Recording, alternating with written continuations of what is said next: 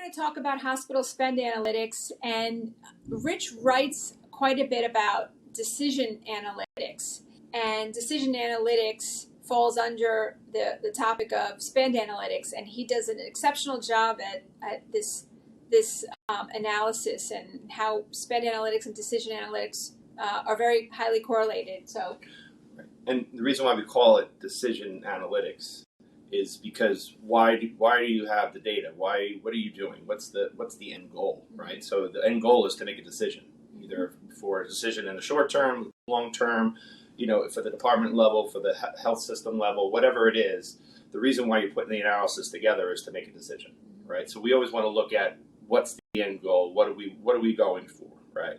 So when you have that thought process and that mentality, then when you're collecting the data, when you're putting it together, when you're talking to the stakeholders, whomever we're involved in the process, it's always about where are you going and making sure that you have accurate data, right? And the right data. So, we talk about, with a lot of our clients and a lot of people in the industry, and it's all about analytics, but sometimes they're not even looking at the right data. So it's important to understand what the right data is and how to analyze it and making sure it's accurate, because the worst thing you can do is do a whole analytics around something and then you find out the data's wrong, especially when you have to go talk to a physician. That's the worst thing you could possibly do.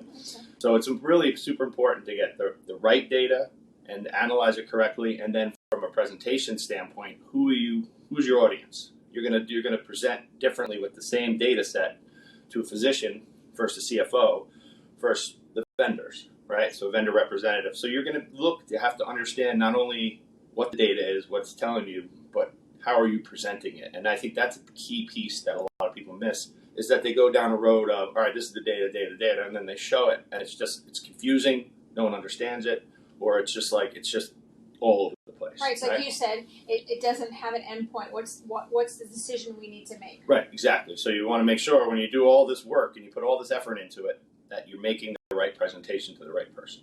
So we welcome you to reach out to us about hospital spend analytics, and we got quite a bit of information here on this page, and we'd love to talk more with you.